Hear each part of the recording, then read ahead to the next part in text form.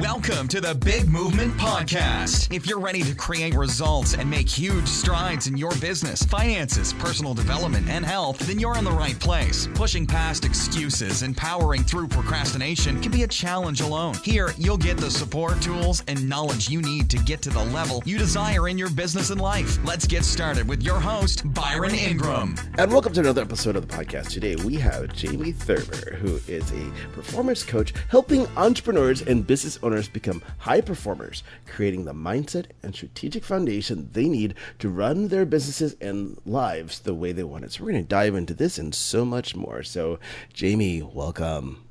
Thank you for having me. I'm happy to be here. Sure. So how did you get into this world of being a performance coach? It's not like, you saw an ad, like it was like a Nike commercial, be a performance coach, like, ooh, that sounds great. How did you get into this? That's a great question. So I have a pretty rich history in operations management. And so basically juggling a million balls at the same time, plus a ton of people. And I really just had to learn to be a high performer. Otherwise, there was no way I was going to be able to maintain the position or even survive in that atmosphere. So it just became like a second nature sort of thing to me.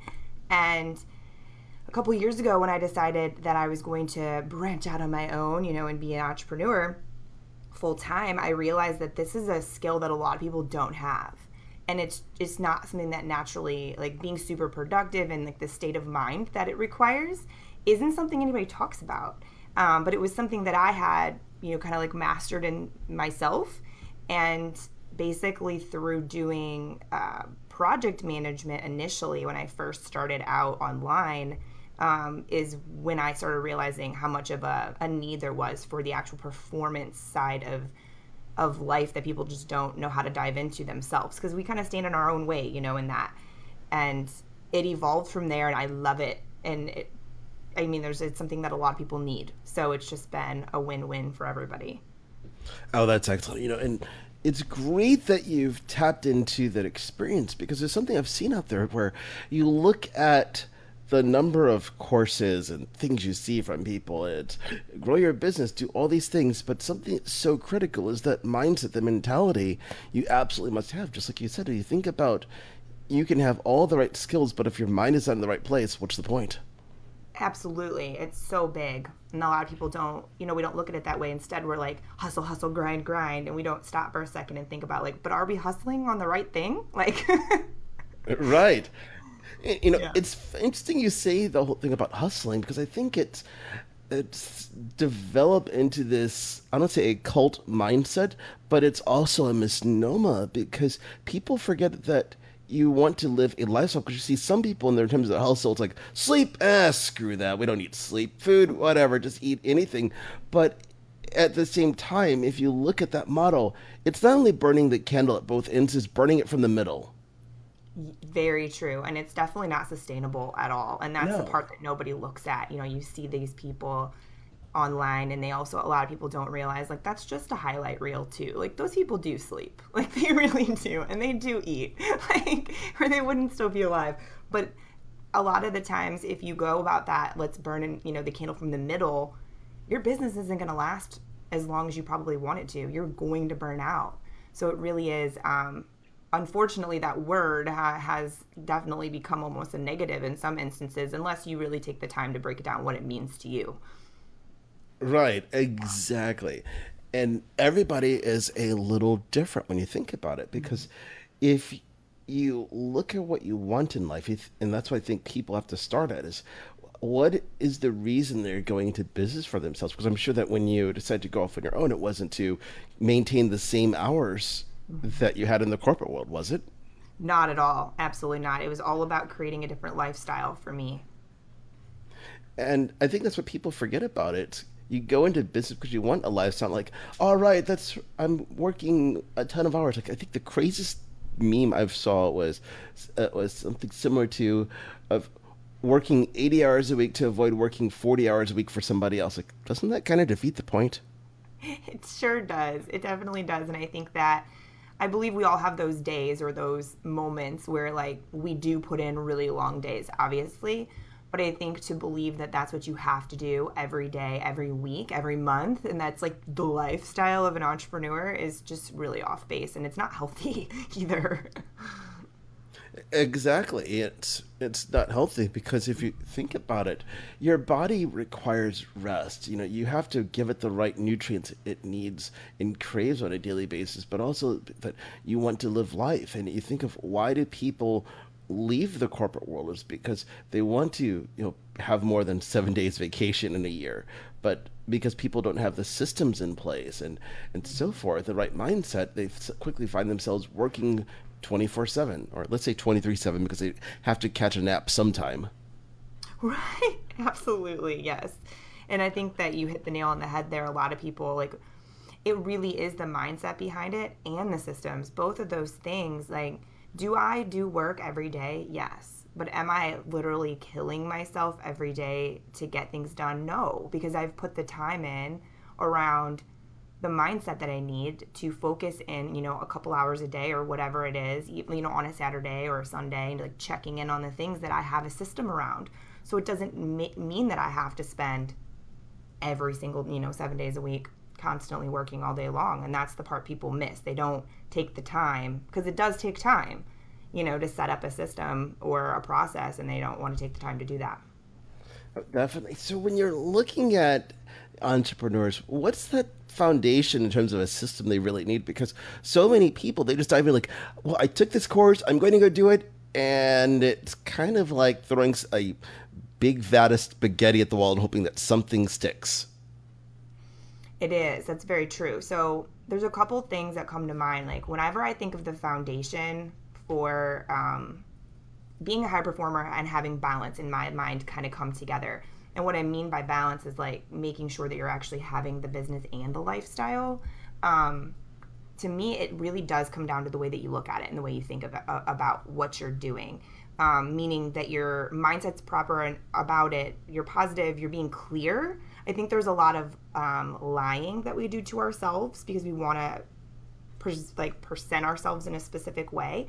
And when we do that, it just clouds everything and makes it really difficult for you to even create a system to begin with. So I think if you're honest about where you are right now and like take a moment and be clear and real about where you're currently standing and where it is that you're wanting to go. So when you're throwing the spaghetti at the wall, at least you have a target, and you are clear about where it is that you want to go.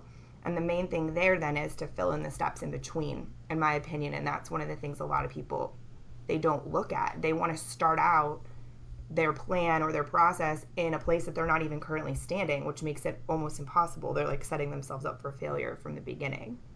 Oh, exactly. And I think where some of that comes into is people spend too much time comparing themselves to where someone is further down the road. Because if you look at your journey and where you were in the beginning compared to now, it's night and day, correct? Absolutely. But you had to have that beginning to it. It wasn't just you woke up, look, it's all in place. It is this finely oiled machine. We only could wish that would happen, but right. It starts off differently. Yes, it absolutely does. And I think that's one of the things, honestly, that's a lot of anything. I've had clients, people come to me that are, at the beginning stages of their businesses, and also people who have much more established businesses. And I think that's a problem a lot of people run into, is that they almost feel like they can't be real with themselves or other people about where they really are, because of that comparison issue that a lot of people have. And it's like, no, but I'm supposed to be here. But no, you're not supposed to be anywhere. It's what where you are and then where you want to be and what we can create in between. And I think that's a huge starting point that no matter what level you're at, really, I think that's a big thing that people have to get, clear on it and really hone in on. It is. I think some of it's because of that mindset of positioning. People assume that if they let people know where they are, they're not going to be able to attract the clients that you need, because there's that false inferiority complex. But they have to realize that for every person out there, there's that ideal client. And not everyone's going to suddenly show up there and like, oh, look, you're going to get a $100,000 client or whatever it is. But they're going to start with that person like, oh my gosh, this is great. You have a $500 program. I want this. because there's something that's the right fit. And I think that's what people have to embrace. It's being the right person for the right client. Yeah, and that you're not going to be the perfect fit for every single person. It's just not how it works, you know. Right. Not it isn't. It'd be great if that was the way it works, but it's just not. Right. And anytime someone says, "Oh, but I can help anybody," that's what I just want to say. Okay, you see that guy over there? That's just a total douche. That guy? And usually someone goes, "No." But that's what you said. Like, well, that's not what I meant. Suddenly, they gain more clarity of, okay, let me be a little more specific this time. But sometimes we have to go through that emotional trigger to realize we're not meant to work with everybody. No, I definitely think that's true. And I feel like sometimes, I think that anybody who, let's just say I have failed to find someone who the moment that they decided to write out who their like ideal client was, their target audience, they were correct the first time. I don't think that that's the way it works. You usually have some trial and error to figure it out, like who you actually do want to serve and work with. Oh, definitely. And I think we start off with identifying the ideal client. I don't see that dream world like, oh, this is going to be perfect. But then you realize that, oh, it's really more like the person that was like 5 steps to the left or right of them. Because sometimes I jokingly like to say, you might be thinking, I'm going for the supermodel, but instead you kind of get the everyday person instead. Because you're not going for the whale, you're going for, what's that? The thing is coming in consistently, because occasionally, yes, you do land that big client like, this is incredible, but if you're only hoping for that unicorn in the sky, you're going to go hungry long before it arrives. Absolutely. And that's definitely, a mindset thing for sure. And I do think it comes with experience as well, but it's definitely something that you just have to pay attention to. I think a lot of people get so caught up that they don't necessarily pay attention to what's actually happening and, who they actually enjoy working with, because what if that unicorn person isn't really a unicorn, and you didn't even pay attention, and then all of a sudden it's a nightmare. Like, you never know. And I think, you just got to be present in the moment and really be able to recognize that. Indeed. One of the exercises I have people do, which just adds clarity, is just tell people, imagine you're on a flight from New York to Sydney, Australia, and you're stuck in the middle seat, which would suck in its own right. But you have two options. You can let the airline choose who's going to sit next to you, and it's totally random. So you might hit the jackpot, or otherwise this could be the longest flight in history. Or you can be extremely specific and talk about who are those people that you want there that you can enjoy this time with. And most people, it shifts their perspective. Instead of, well, I want to get this person that's going to make me tons of money and all these things, to, oh, well, I want to be with someone I enjoy. Mm-hmm. That's very true. It's very true. I think the best clients are obviously someone that you can help create, a transformation, or you can help them get to their goals. But also the people like that you love talking to, when you get off the phone, like they got a ton of value, but you're sitting here like, damn, that energy was great. Like that was really good. Exactly. And that's what I think people have to focus more on, and building that foundation in their business. It's who are the people you want to spend time around, because ultimately that creates that tribe. If you look at some of the communities on Facebook with, it doesn't matter the size of them, but the ones that are doing the best, it's because they're people that want to be there, instead of, I'm just going to post a bunch of crap and hope someone buys it. It's, there's that synergy, there's a relationship, and that's what people should be striving for a whole lot more, instead of just looking at, I see dollar signs. I absolutely agree. And I think that comes down, again, it's what, when we go back to that whole hustle and grind mentality, I think that is one of those things. I feel like those go hand in hand, that a lot of people who aren't looking at it as a lifestyle, they're looking at it more as, I have to work 80 hours a week and do this constant hustle. They're just, I want that client because it's money. Instead of, I'm building this lifestyle, I want to help people and influence them, or whatever their mission is, and then it's more about the relationships. I think that it's kind of an evolution. You kind of go from one spot, and then you're like, okay, no, this isn't what I'm looking for. And then you can move into the spot where you're like, okay, intentionally, this is the kind of business I want. This is the kind of client I want. And it goes from there. Oh, exactly. I think that's where people have to embrace the journey more because it's like you said, it's going to evolve. It's where you start off your business at. It's not necessarily what it's truly going to become because it's you don't know what's in the next chapter when you're starting on the first page. It's like reading a fiction novel. It's not like you're going to be that person who wants to jump to the last page. So this is how the story ends. I wish it was the case, but it's going to evolve. 100%. I absolutely agree. And actually, while I think that part of that is terrifying to people for them to hear that, it's when you're actually like experiencing it, I think it's extremely exciting. In my opinion, it's like the sky's the limit. You really can create it into whatever as it evolves. You're in control, of how that goes. And I think that's awesome. It's exciting. Oh, definitely. I mean, if you think about it, if you can be able to create something the way you want it, if you look at the number of businesses, I think this is something that people have to do more of to really gain an appreciation of growth, that it doesn't happen at like in an instant.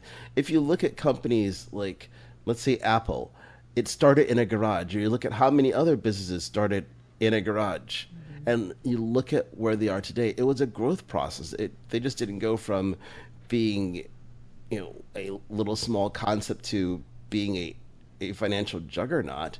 I mean, if you were to turn back the clock and think of, Amazon, would you have imagined, let's say 15, 16 years ago, when you're first ordering a book from it, that now you could pretty much get anything you need in your house and never have to leave like your desk? I know. Who would have thought, right? It's a beautiful thing, but who would have thought that? Right. Like, let's see here. I need groceries. I need toiletries. I need entertainment for movies. Literally just about anything. It's a click of a button. But in terms of that growth, it just didn't happen overnight. At first, it was they had books, and then it slowly evolved. And we have to embrace that same type of journey, knowing that it's things are going to change because technology is going to evolve and so forth. You think about when you started your business, of live streaming wasn't a thing yet because it wasn't really around. Right. No, that's very true. And it's something you had to evolve and get used to, which I know for myself and a lot of people, it was weird. It was Right. definitely an adjustment. Oh, definitely. It's something that, in terms of the business growth, people have to do consistently because if you're afraid of change, you get left behind.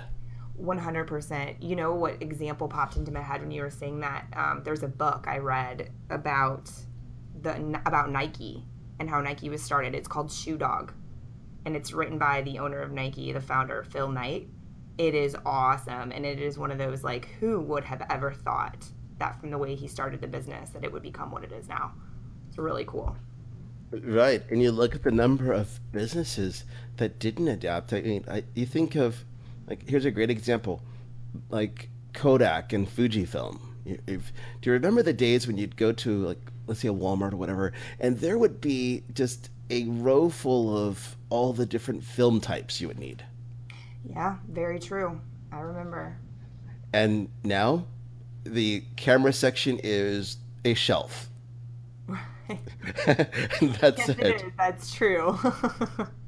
So and then you look at those companies, they went from, if you wanted a picture, you were using either one of their products, to no one talks about them in the general population anymore.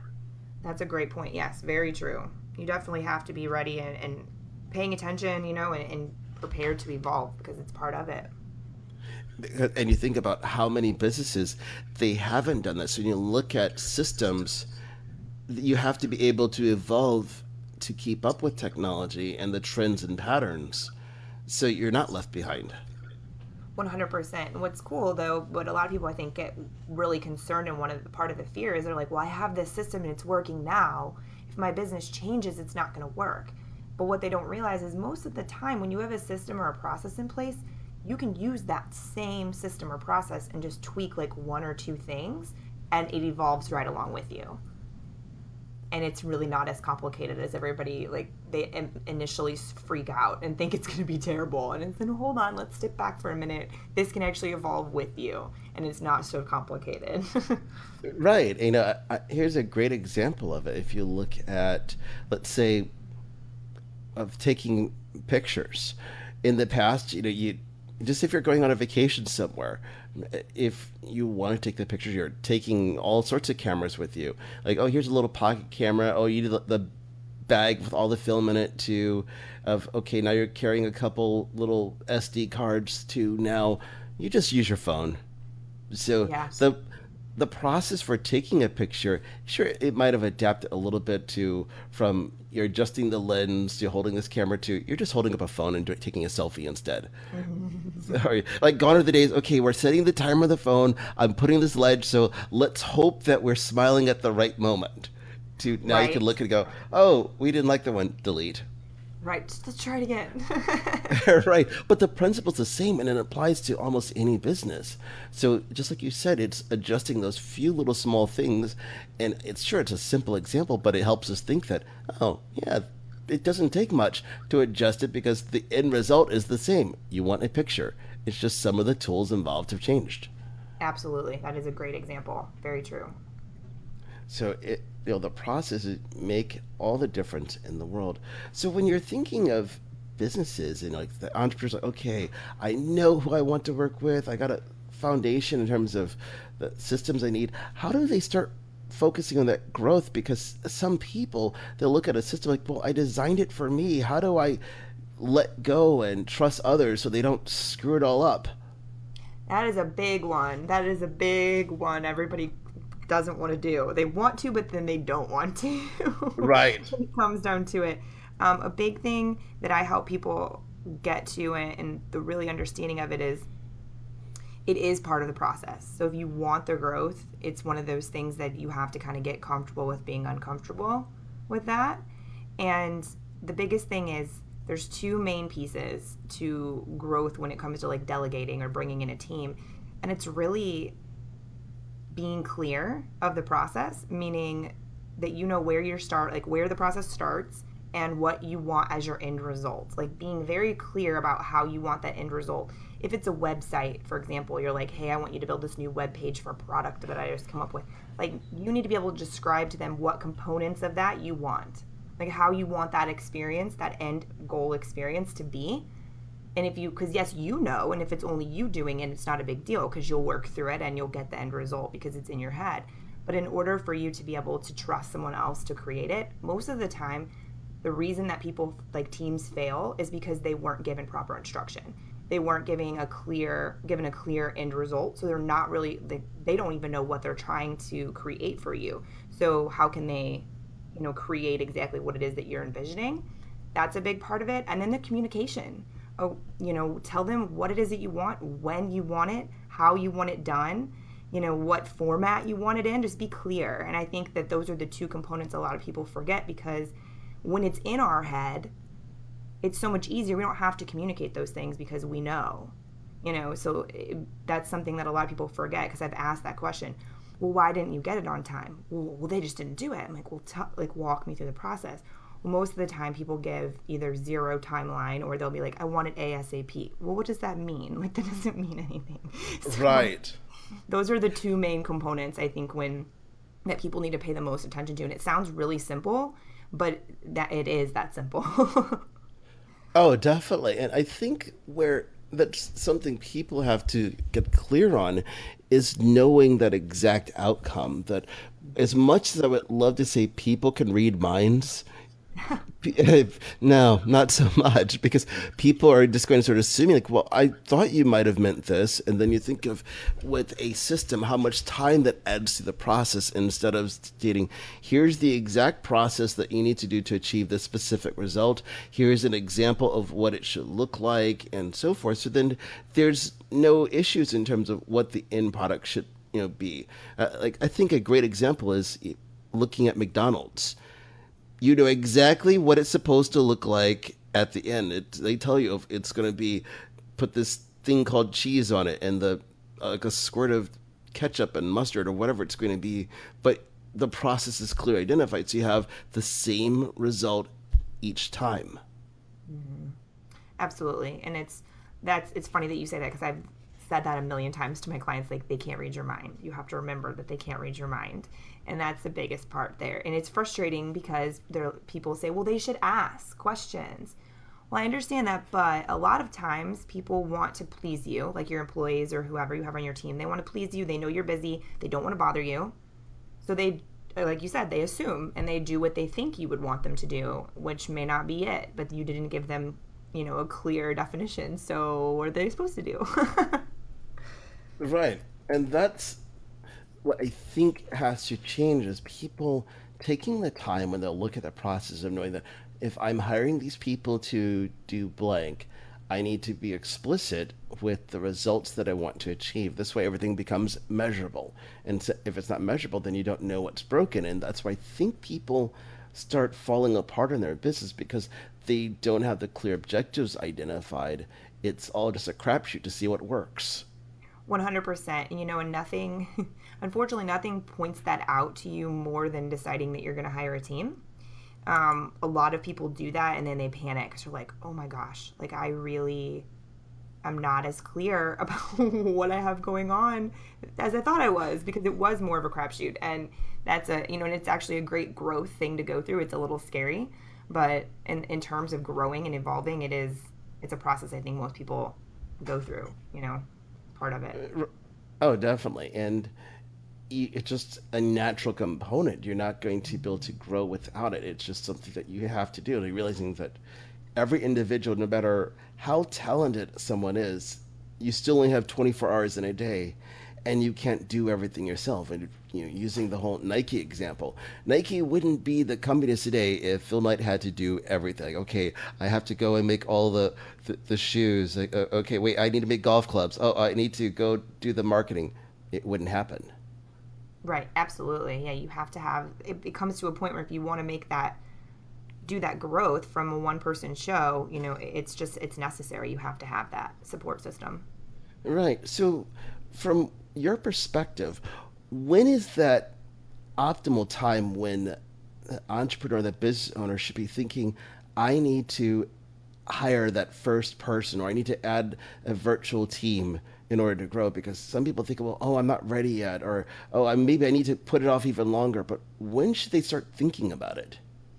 I definitely don't think there's ever a point where you're necessarily ready for it. But I think that when you come to a point where you're overwhelming yourself with the small tasks that need to be done, they're either getting put off day after day because you're doing client facing work, or you're marketing yourself and you have these small, more like tedious type things, is usually what comes up for people first, is where they notice that.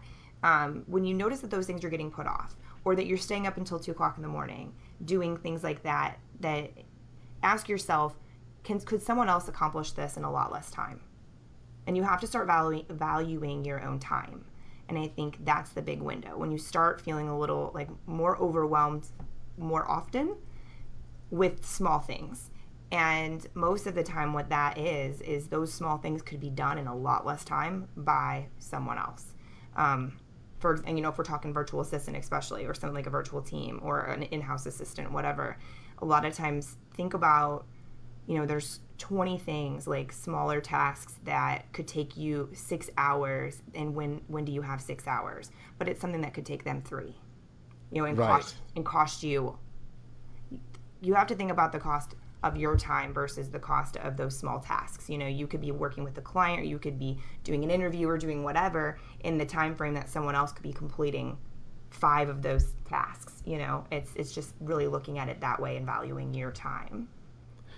Yeah, exactly. And I think where some of it comes down to is people have to get past two particular mindsets. One is scarcity, that they're afraid, like, if I start having to pay other people to do things, that's going to affect their bottom line, not realizing that you're going to have more time to do the things to bring in more clients. So sure, you're adding expense to the process, but now you're able to do more because you're not having to do the $10 jobs out there anymore.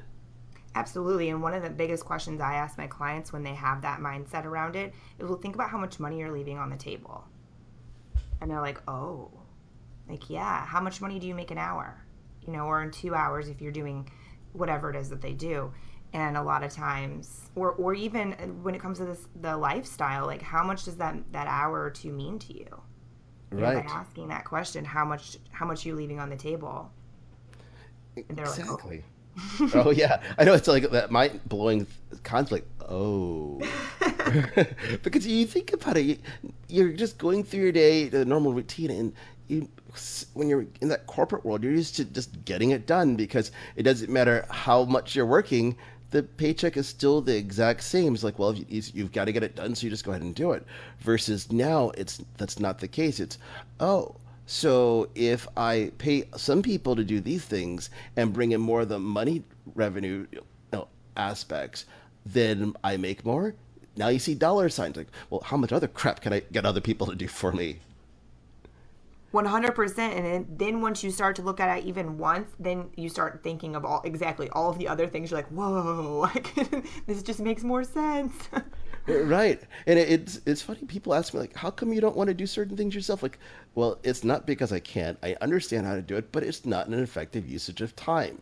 It's, I can do it, but I don't want to spend the next 2 weeks working on that when it's more cost effective to say, okay, you do these things and I pay you X amount. And then and here's the requirements. And that's the last I think of it until I get the finished product. 100%. You know what the beauty of that is too, what I tell people, and because they are nervous about it, and it's kind of a scary thing. I'm like, what you're doing right now though is you're thinking like a CEO. That's a shift. I'm like, whoa, you're right. And that makes them feel good, and that's a mindset thing, and you should feel good about that because making those decisions is huge, and that it's being a boss. That's part of it. Right. People have to go from the mindset of an employee to that of a CEO and realize that CEO is not going to be doing the grunt work. They're focusing in on what's the big picture of guiding the ship. So they're going to have people that are doing the day-to-day task. Their whole main focus is what's the vision for the company? What should be that next product that's coming out there and so forth. And you have to put yourself into those shoes. And sure, it might be a growth process. I kind of think it is you're going from that startup to a Fortune 500 in the beginning. Oh no, everybody's getting their hands dirty in the process.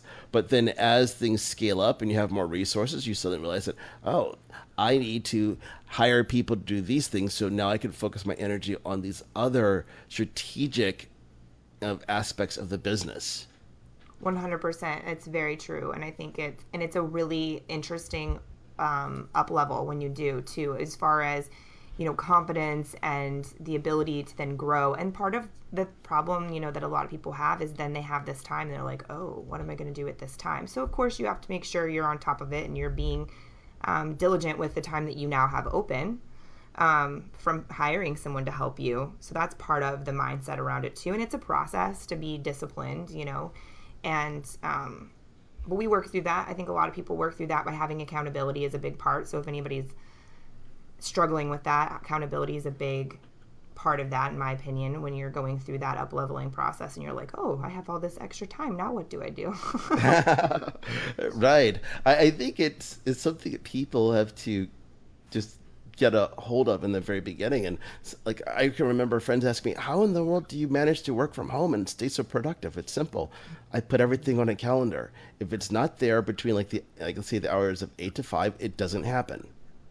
Yep, exactly. And you have to keep those boundaries. It's a big shift, when you first do that, because no one else gets it either. You have friends and family who are like, well, you're home. Can't you talk to me? Like, they'll call you in the middle of the day and expect you to just be able to chat and things like that. But it's, setting those boundaries. And I agree. Using your calendar and a planner or whatever, and using the time slots is golden. Right. But at the same time, it's giving yourself that freedom to do things because it's all about that mindset. So as an example, if there's a movie I want to go watch, I don't particularly want to be in a theater with 500 other people that don't know how to be quiet during the movie. So I will go to, let's say, a 9 a.m. screening of it. And it'll be me and, let's say, 10 other entrepreneurs with the exact same thought.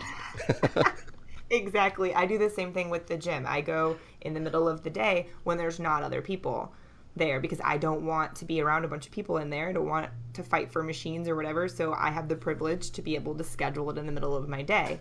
So I don't have to deal with that. Now, and of course, the irony is when I like going to the gym, it's at the end of the day, because then you have people that are being a little social, but I also do like the group training classes. So for me, because of being at home, of the only physical contact with anyone else I'll have is my cat. And well, she's not the best companion when it comes to like just hanging out, because she's like right now looking out the window like, okay, you're so helpful and supportive. But to me, that's that social aspect we all crave. But otherwise, Yeah. oh no, I would do it in the middle of the day with as far from the people as possible, just to increase the productivity. But I throw off the social interaction because it's a group class. Yeah, that's awesome. And I think that's one of those things where, you know, everyone's a little different. And I think finding what really fulfills you in that and having the freedom to do so is the best part. Right, and that's what you have to do is figure out what works for you when it comes to your time. And it's just kind of like you have some people that will say, "Oh, the only way to be successful is to wake up at 5 in the morning and get a jump start on the day." Like, I got up at like 4 something in the morning all the time when I was in the Air Force. I don't want to be up at that hour anymore because I don't have to be. So guess what? I get up by 6 a.m. and I might do some stuff at late at night because of this brilliant idea, but it's all because I'm managing my time. And right now it says, if you get up before this time, unless a flight's involved, there's something not right. I totally agree. And I think that's one of those things. It's interesting because a lot of people will come to me and they'll say, don't you have this, what's the plan that you use? I'm like, well, everyone's really different. So I don't believe there's a cookie cutter plan for each person because of exactly what you just said. I'm not one of those people who believes that you should do this and like you have to wake up at this time or go to sleep at this time. I just think that that's ridiculous to believe that every single person, the one thing is going to work for everyone. It's just not. Right. I know some people that if they were to be disturbed before, let's say, 6:30 in the morning, you just don't want to be anywhere, let's say, in the same house as them because they're not nice people unless they get plenty of sleep. So you have to know what works for yourself. 100%. It's a trial and error thing. It really is. And a lot of, that's what one thing I think a lot of people struggle with when it comes to, creating the space and the time management and being productive versus busy is the fact that it doesn't just happen overnight. You don't just like, oh, this is my plan and it worked. It's usually like, okay, this didn't work, so let's not try that again. Let's kind of shift this up a little bit and see how this feels, and then finding what works for you. Right. It's great that you said that because I think this is something where people have to stop searching for that proverbial silver spoon because you'll see courses out there from people talking about follow my plan to create success. Like, well, it was your plan in the first place. It doesn't mean it's going to work for everybody versus here's tips that you can utilize to increase your productivity, which is totally different.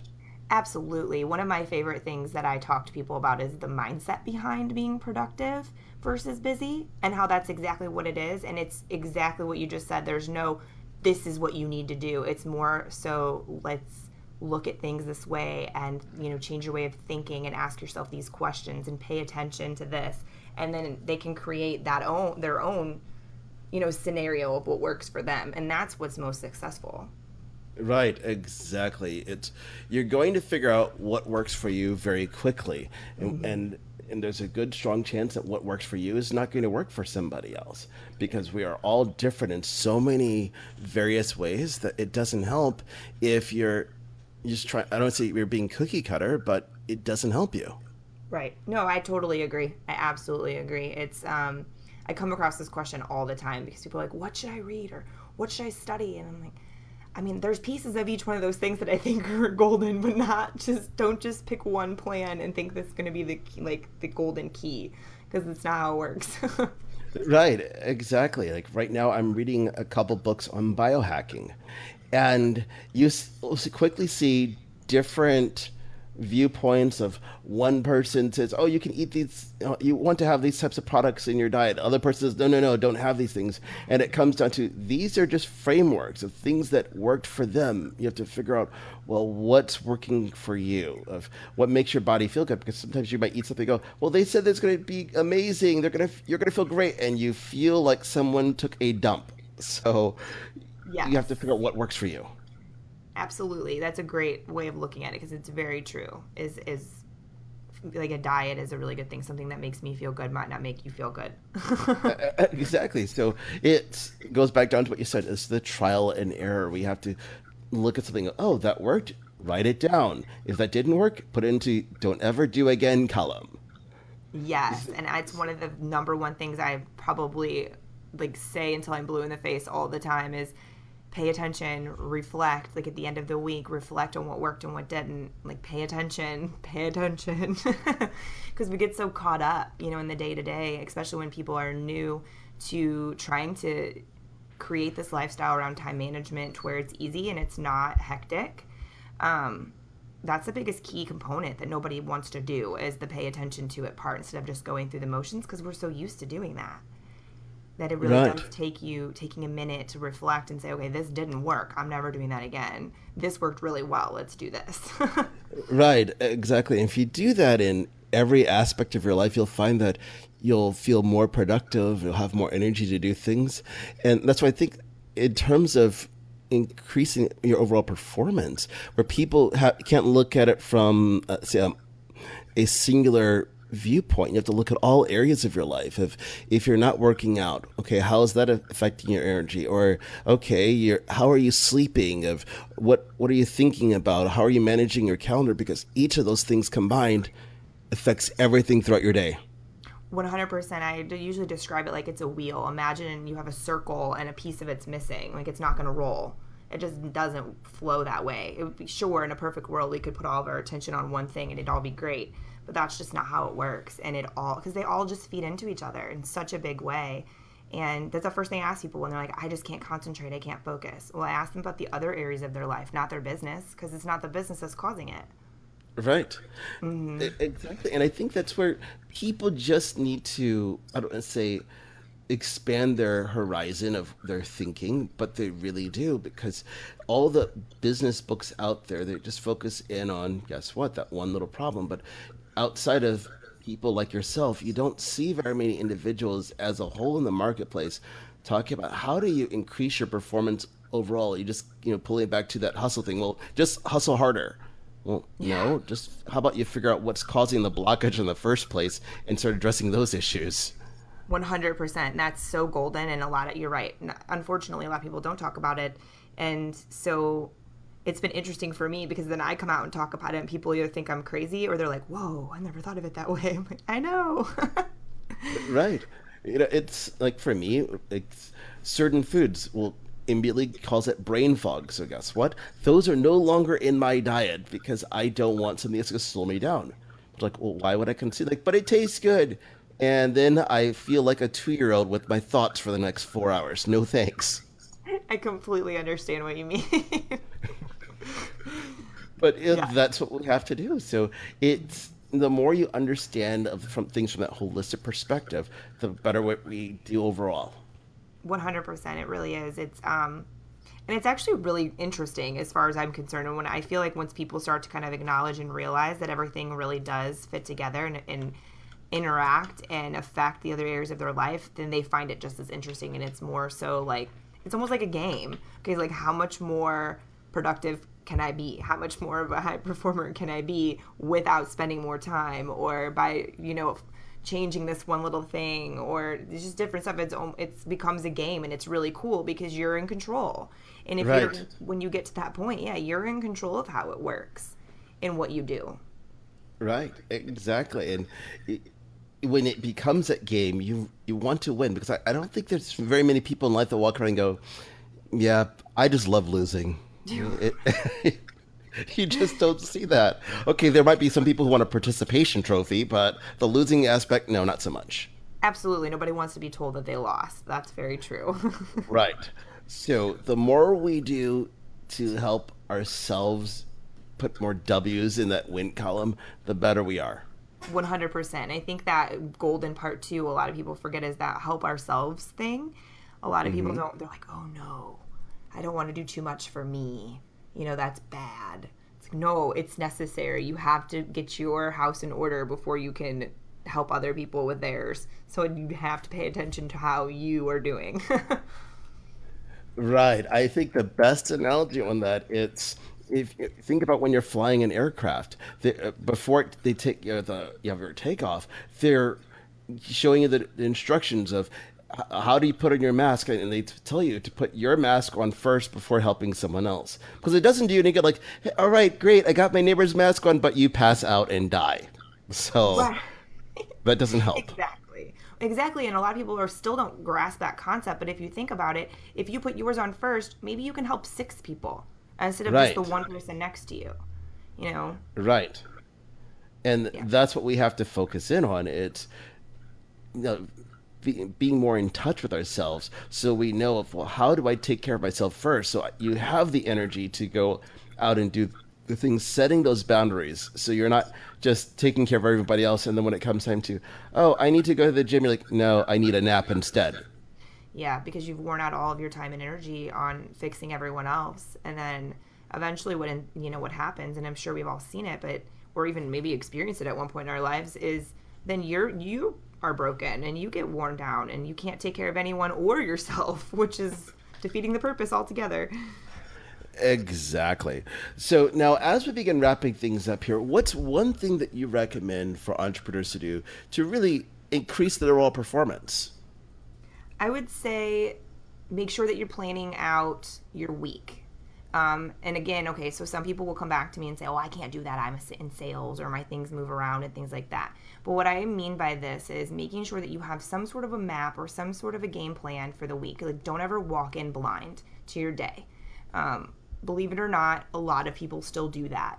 And they wonder why they're not getting things done, or why they don't accomplish, projects, or things aren't getting completed. And mainly it's because we're just not being very conscious of our time and what's on our plate.